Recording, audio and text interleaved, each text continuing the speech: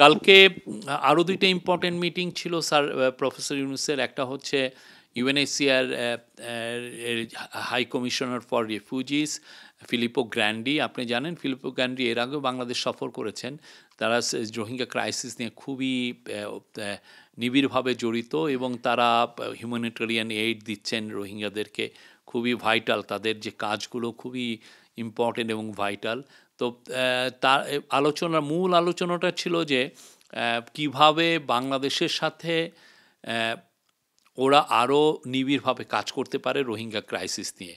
এবং আপনি জানেন যে বাংলাদেশ এই বছরই একটা বড় রকমের একটা রোহিঙ্গা নিয়ে একটা ইন্টারন্যাশনাল কনফারেন্স করতে যাচ্ছে এবং এই ইন্টারন্যাশনাল কনফারেন্সে ইউএনএইচসিআরও থাকবে এবং তারা বলেছে যে তারা ফুললি কোঅপারেট করবে এবং আমরা আশা করছি 170টার উপরে দেশ এটায় জয়েন করবে। আমরা প্রফেসর ইউনূসের কথা হচ্ছে যে পুরো রোহিঙ্গা ক্রাইসিসকে আবার গ্লোবাল যে ফোকাসে নিয়ে আসতে হবে, গ্লোবাল ম্যাপে নিয়ে আসতে হবে, গ্লোবাল যে ইস্যুগুলো আছে মেইন ইস্যু সেটার সামনের সারিতে নিয়ে আসতে হবে। দেখাতে হবে যে এটা কত বড় একটা ক্রাইসিস, কত বড় একটা হিউম্যানিটারিয়ান ক্রাইসিস এবং এটা কেন, এটার সলিউশনটা খুব ইম্পর্টেন্ট।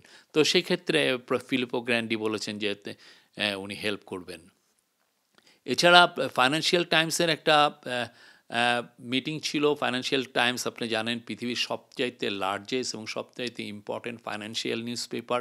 পৃথিবীর সমস্ত কোম্পানির সিইও, মিড লেভেল ম্যানেজার সবাই এটা পড়েন। তো এটা নিয়েও কালকে ওইখানে উনি অনেকগুলো কথা বলেছেন, এই আন্দোলনের উপরে বলেছেন, সামনে রিফর্মের ব্যাপারে কী হতে যাচ্ছে সেগুলো বলেছেন এবং পুরো পৃথিবীব্যাপী যে ইয়াং ছেলেরা যারা ইমাজিনেশন করতে পারে, যারা নতুন নতুন ইমাজিনেশন নিয়ে আসছে, তারা কিভাবে পৃথিবীকে চেঞ্জ করে দিচ্ছে সেটাকে হাইলাইট করেছেন। পার্টিকুলারলি বাংলাদেশে এই পুরো আন্দোলনের সম্মুখভাগে যে ইয়াং স্টুডেন্টরা ছিল এবং তারা কি বাংলাদেশকে দেখতে চায় তা যে প্রতি গ্রাফিতিতে ওরা জানিয়ে দিচ্ছে, এই বিষয়টা উনি হাইলাইট করেছেন। তো সেইটা আমরা এটার ওনার স্পিচটা আশা করি আজকে এটা আমরা সবাইকে এটা আপলোড করতে পারবো, এটা দেখতে পারবেন। এটা ব্রিলিয়ান্ট একটা স্পিচ ছিল। আর আজকে অনেকগুলো মিটিং, 15-16টার মতো মিটিং। আজকের মিটিংয়ের মূল হাইলাইট হচ্ছে যে আপনি জানেন ড্যাভোসে অনেক বড় বড় সিইও আসেন যারা বিভিন্ন দেশের বিজনেস অপরচুনিটি এক্সপ্লোর করেন।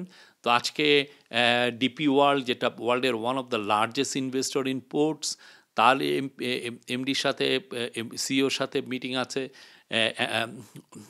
এপি মোলার, পৃথিবীর লার্জেস্ট শিপিং কোম্পানি, তার সিইওর সাথে কথা আছে, মিটিং আছে।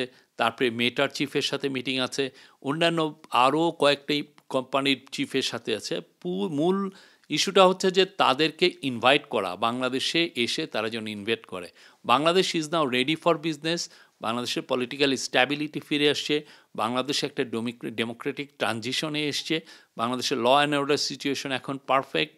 এখন this is now high time to attract foreign investment. আর আপনি জানেন এই যে বাংলাদেশের ইয়াং ছেলে মেয়েদের জন্য তারা যে জব চায় সেটার জন্য বাংলাদেশে প্রচুর ফরেন ইনভেস্টমেন্ট দরকার। প্রচুর ফরেন ইনভেস্টররা যেটা করে, তারা দেশে আসলে তারা প্রচুর হাই এন্ড জব তৈরি করে। সেই জবগুলো বাংলাদেশিদের জন্য খুব দরকার। বাংলাদেশে আজকে খুব টাইট শিডিউল। এর ফাঁকেই আরও যদি সিনিয়র ওয়ার্ল্ড লিডার, তাদের সাথে দু একজনের সাথে দেখা হবে, মত বিনিময় হবে। বাংলাদেশের যে অভূতপূর্ব যে ঘটনাগুলো ঘটলো সেগুলো নিয়ে স্যার বলবেন। Thank you.